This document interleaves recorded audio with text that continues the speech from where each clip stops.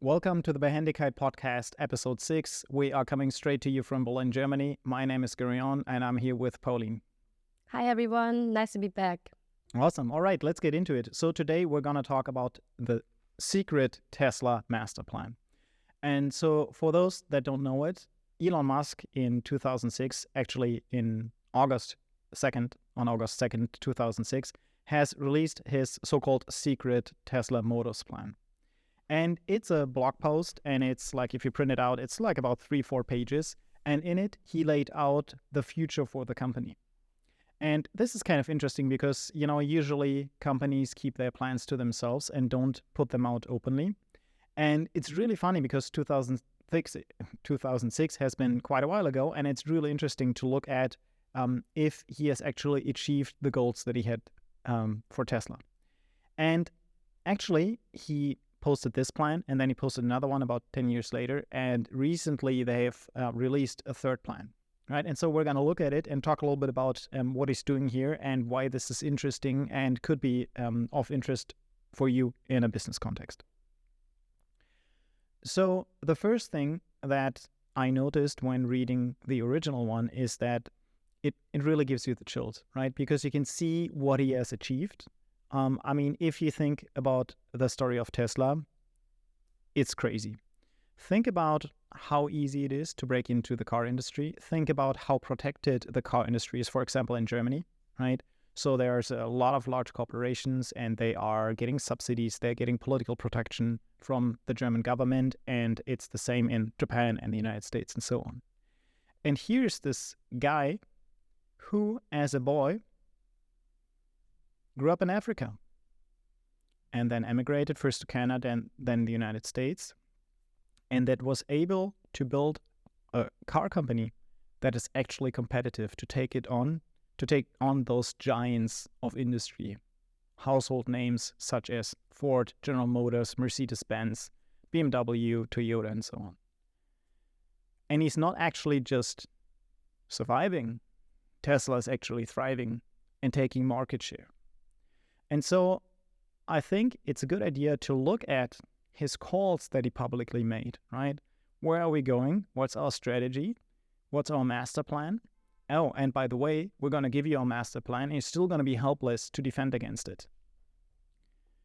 So in 2006, he said, and remember back then, they barely had anything. They had like the first car, if even that. And he said, well, actually, our goal is to build several cars, right? We're not just going to stick to some luxury item car that venture capitalists out of Silicon Valley will drive. We actually have 4 goals. The first one is to build a sports car. And because sports cars are expensive, they have high margins, we can use that money to then build an affordable car, right? So if you think about market entry, this is actually a very good strategy. Start out at the very top where the margins are high, and then as you go on, move into lower price segments where the margins might not be as big, but you can actually then increase your sales through the number of cars sold. And so already you can see that this is a kind of a smart strategy because it also allows Tesla to basically hand manufacture the first models, right? They're very expensive. Not a lot of people are going to drive them, and so they can invest over time in the production capabilities. And once they have the money to build the affordable car, they're going to build that, sell a lot of them, and then use the profits from that to build an even cheaper car, right? And so if you think about it, so you might go, oh, well, what's the big deal about it? But think about what he's doing here. This guy from Africa is telling the whole world what the strategy is. He's going against the titans of industry, and no one is able to stop him. And the fourth point of the plan is create the opportunity to generate your own electricity. Back then, he still owned or co-owned SolarCity, which was the company that provides solar roofing for houses in the United States. And the idea was that you could then have the solar panels installed on your house and then generate the electricity for your own Tesla car. So in 2006, if you had heard of this plan, you would probably have thought that this guy is a lunatic, right? It's true, right? It's true. I mean, think about it. He barely has one car.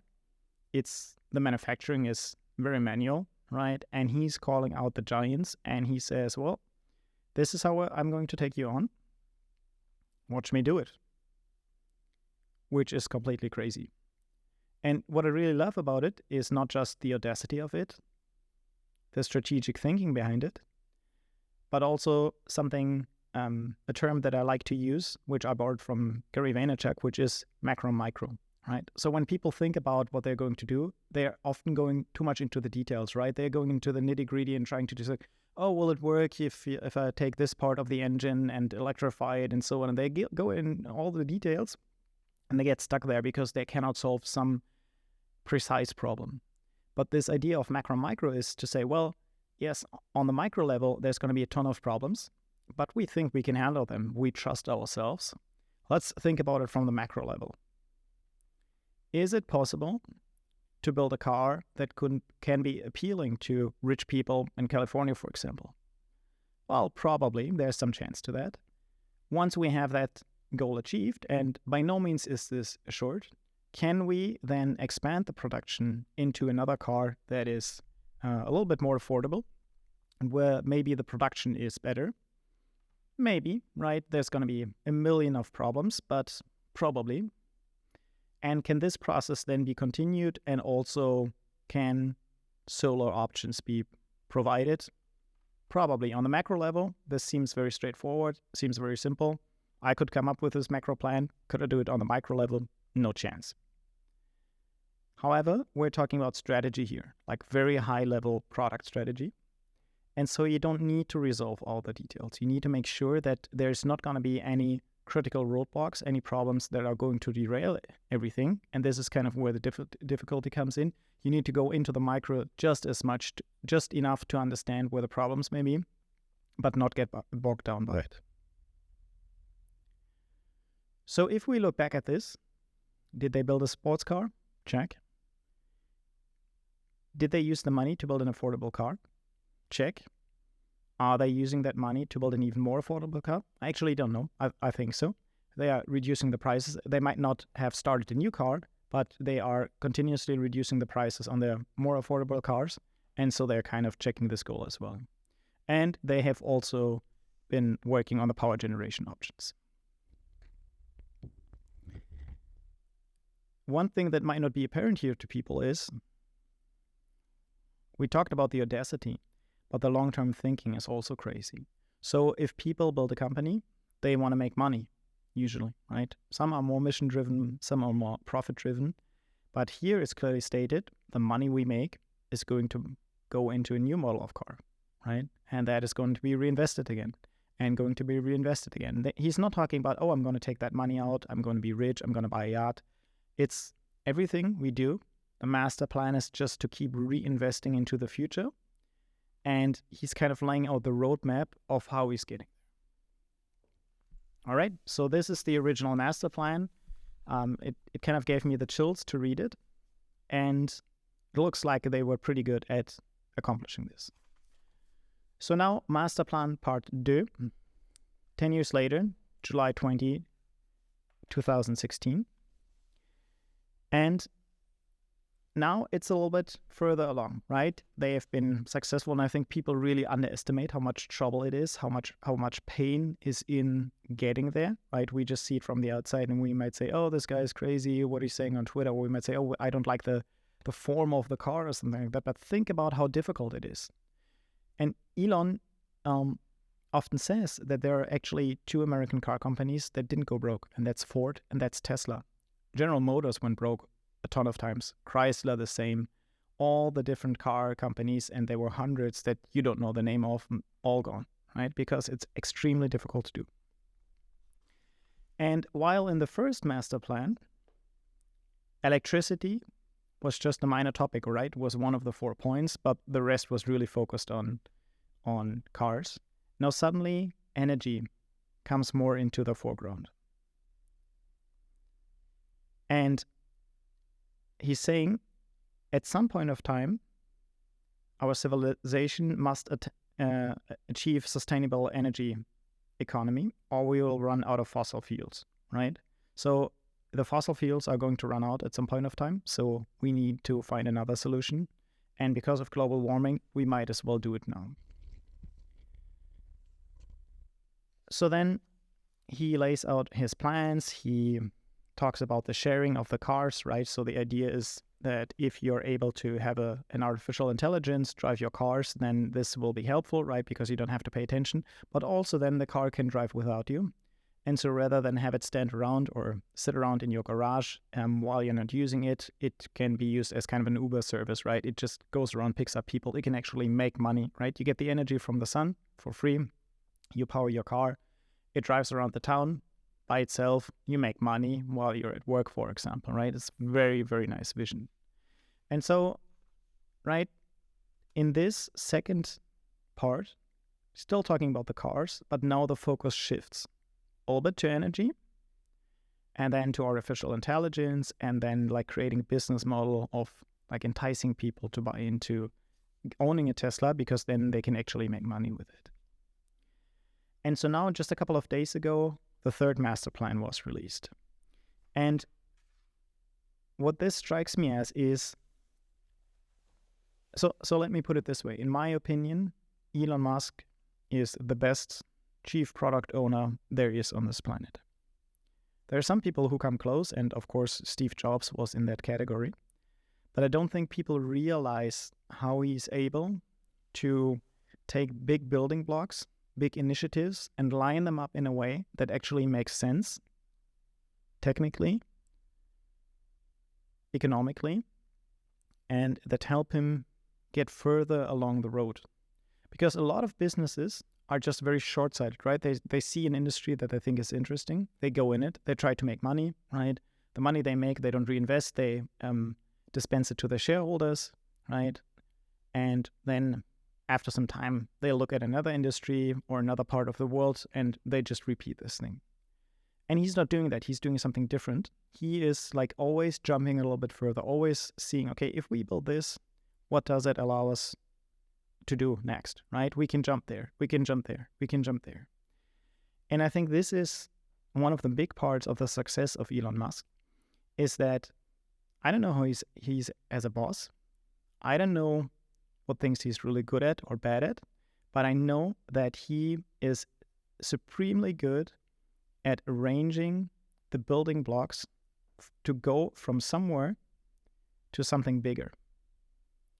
And so if you had asked him in 2006, what do you want to do? I'm pretty sure he would have told you the final goal, what he wanted to achieve. But he didn't say that. He said, I want to build a car. And once we have managed to do that, we want to build a cheaper car. And over time, you can see he went from an expensive car to a cheaper car to a potentially cheaper car, build up some energy, introduce artificial intelligence to driving, and then take it step by step. So now we are in 2023, and suddenly what happens? Cars are barely mentioned in the Tesla master plan. Let me say that again. Cars are barely mentioned in the Tesla master plan. It's all about energy. This reads like a thought paper by the some United Nations Commission on Energy Transformation or something like that. And what it reveals now is that Tesla, in fact, isn't a car company. Tesla is an energy company. And if you reread the old master plans, it was actually in there all along, right? The focus was always on the cars, but energy was always like in there, like kind of not hidden, but not being made prominent.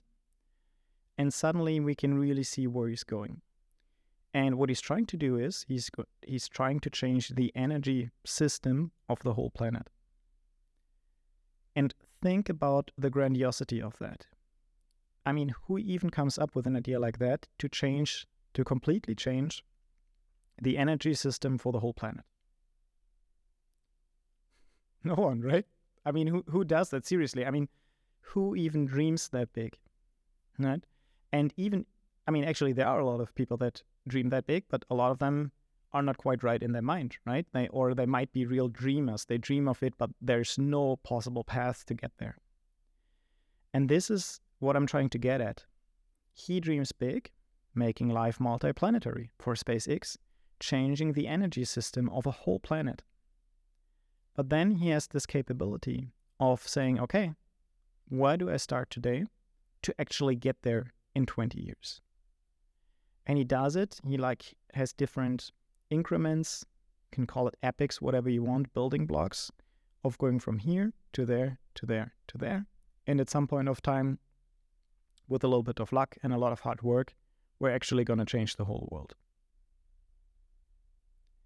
And to me, this is absolutely crazy because you have to think quite far ahead and you have to be willing to do the work, right? It's one thing to say, oh, I'm going to change the world of energy and everything is going to change. Oh, and this is such a good plan. I'm going to talk to Bill Gates. I'm going to talk to the United Nations. And it's a totally different thing to use the vehicle of entrepreneurship to actually get this done. Because guess what's happening now? All the car manufacturers are going electric. Why? Well, because Tesla forced them to. How do you change the energy system of the world? Well, you change transportation as a start, right? And once the infrastructure is there to fuel with electricity the cars, all the transportation, well, then you have the infrastructure in place to fuel everything else as well. And, I'm not even sure I like the guy, but the genius is just overwhelming. Who comes up with something like this, creates a plan like this, and then actually makes it happen? Even if he, something would happen to him tomorrow, Tesla would go broke immediately. I think it's already too late. The change is already happening. The laws have been changed. The competition has moved on to electrical vehicles. And he's already set everything in motion. And so this is going to happen. It's going to happen a lot sooner than people think. And so what I think he has done is found a way to arrive at really, really crazy goals by starting out with fairly little. And I think this is something that should be looked at more and that should be understood more, especially if you're in some kind of strategic or product role. Because this is basically what we're all trying to do, right? We're trying to have the most impact with the least resources. And nobody quite knows how to do that. Yeah, talk to the customers, of course. Yeah, have a good strategy. But what does it even mean, right? We can't even... If you go to top management in a company and you start talking about strategy, they don't even have the same definition of strategy. Nobody even knows how to talk about it. It's such an elusive and complex matter. But he seems to have found a way to have this grandiose goal and then to cut it up into smaller pieces, and each of the small pieces is still gigantic, to then be able to achieve it over time. So let me look at some of the things that might be interesting. So I'm just going to go quickly through what are the steps that are laid out in this current master plan. And one of them is, of course, the switch to electric vehicles. This shouldn't come as a surprise, but also to generate electricity through solar and water. And this is no surprise either. They lay out some ways to switch over industry. And one thing that is maybe quite interesting to Germans is that one of the core points they're looking at is actually to switch to heat pumps, which is a big topic in Germany right now because the government is mandating that new buildings use heat pumps instead of gas. But this is actually exactly what Tesla says in its master plan economies need to do. And so as you go through it, you have these points. There are 6 of them in total. So for example, number 4 is industrial production. Number 5 is boats and planes, which are a little bit more difficult.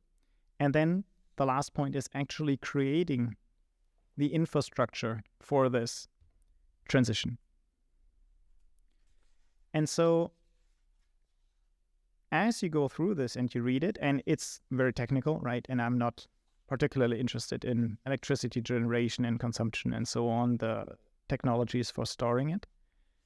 But you see, or you come away with a realization, this actually doesn't seem completely crazy. If you had read it in 2006, the first one, it would have said, yeah, we're going to change the world, we're going to build a car. And he would have said, no, what have you been drinking and why didn't you share? And now you're looking at it and they're basically talking about, well, we're going to change it everywhere, in every industry. And you go, yeah, seems feasible. And so this is, to me, the epitome of a good product owner, chief product owner, product manager, strategist, CEO. You chart the way into something that looks impossible to do. But then as you progress and you learn more and you adapt, you actually realize it is possible to do it. But you need to have that grand vision first, and you need to know which are the building blocks on your way there. So I wonder when I'm reading this, so this is kind of, it almost seems like a story arc that's about to be finished, right? So let's say in 20 years, this energy transformation has happened, and they nicely lay out the cost for it. And it actually, they say it's cheaper to rebuild the whole energy system of the planet than to just continue with fossil fuels. And I think it's very convincing. What if this story arc is finished in 20 years? What's going to happen then? So we have these new forms of energies, and hopefully we have at least slowed down global warming, and the air has gotten better, and so on and so on. What's going to happen next? And this is where this report leaves me, and that I don't care about the energy. Honestly, it's not my topic. I don't care. I care about the product ownership, the vision, and so on. And so my question is, Elon Musk is, I don't know, I think he's around 50 now. He hopefully will see this through. He hopefully will see SpaceX through and some of his other projects. What's the next story arc? Who has the genius to think of goals this ambitious and then be able to cut them down into smaller pieces and then to actually execute on them? Because I think this is where we run into problems as a civilization. People are dreaming big. Some people know how to execute, but it's not unified in one person or in a team. And I'm really wondering what is going to be the next Tesla or SpaceX, not as a product or company, but what's the next big thing that we actually need to tackle, that somebody, maybe another boy from Africa, says, well, I'm going to change this. I know I'm crazy. Everybody's going to laugh at me. I am still going to do it. And I will actually do it and be successful. Yeah, that's a hard question, actually.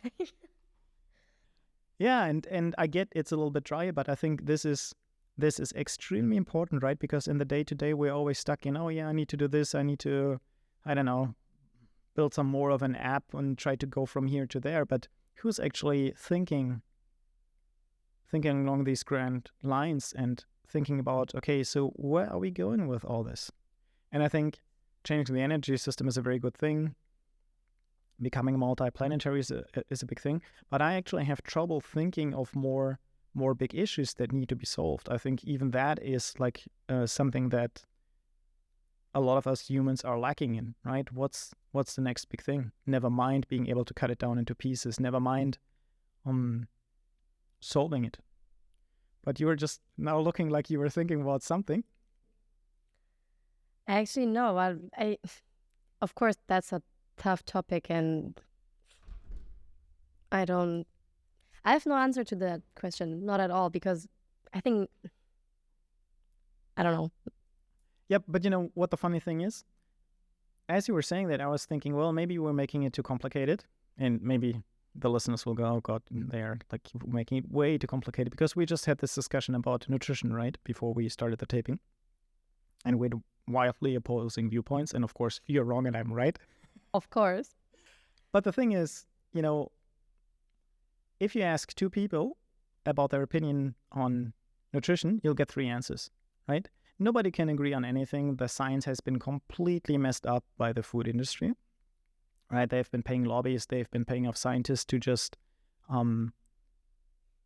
it's like that, to just spill lies. And so nobody knows where we are anymore, right? Like everyone is kind of lost in it and everybody thinks they have some answers. And I think it's true. They have like partial answers, which maybe work for them, but not for everyone. Or maybe work in some age range and then they don't work later, or maybe they, it's just for some time. And if you think about it, what Elon Musk has done is he has basically sat down and said, well, I'm going to solve nutrition. Think about it. Like, where would you even start if we said, okay, us two, we're going to solve nutrition right now. It'll take 30 years, that's fine, but we're going to solve it. That's a big goal. It's a worthwhile goal because, I've heard some statistics. I think in the United States, like 80% of people have diabetes or pre-diabetes, right? And it's the same in Mexico, and it's the same in a lot of other countries. And nutrition is a huge problem. Who's solving it? Who is the Elon Musk of nutrition? And I think we're making it too difficult. I think we could probably come up with a lot of stuff. Education, the big challenges, right?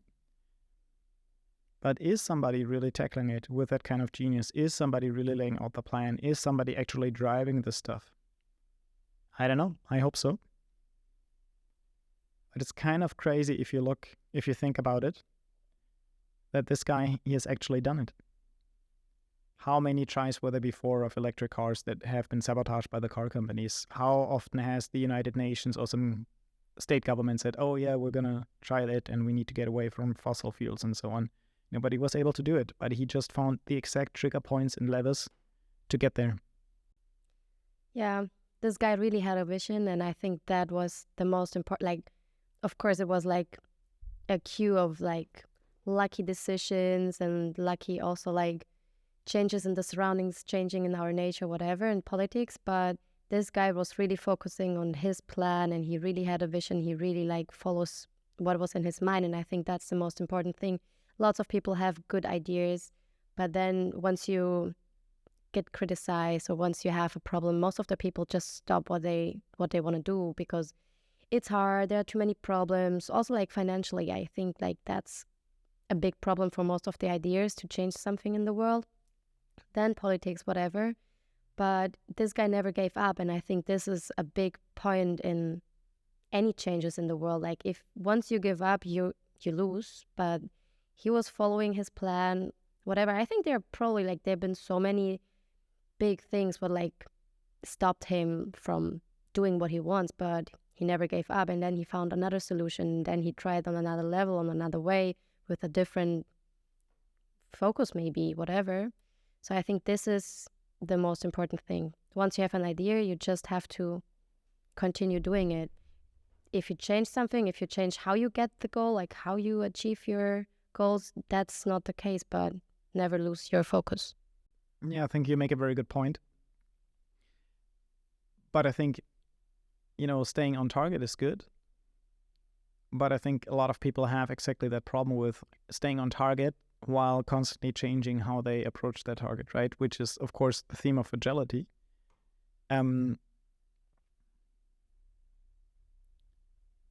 It's really astonishing to me because you were talking about luck.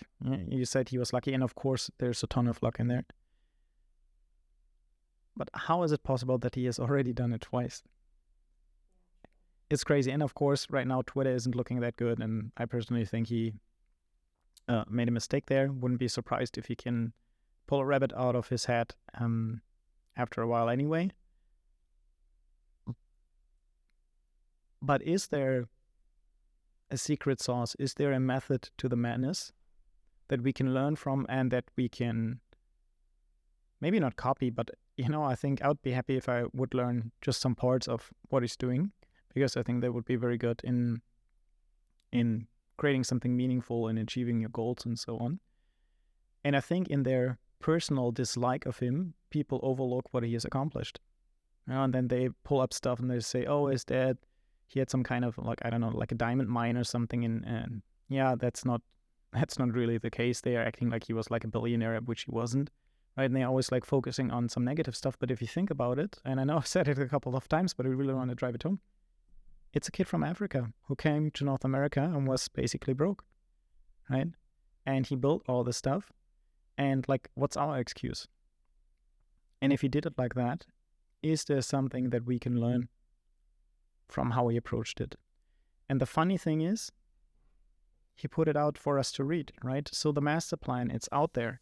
We can see in 2006 what he was thinking. We can see, was he right? Did he move in the right direction? And he didn't always meet all the goals, right? So the cars aren't fully driving yet. You cannot share your car. It's not driving around alone and making money like an unmanned Uber.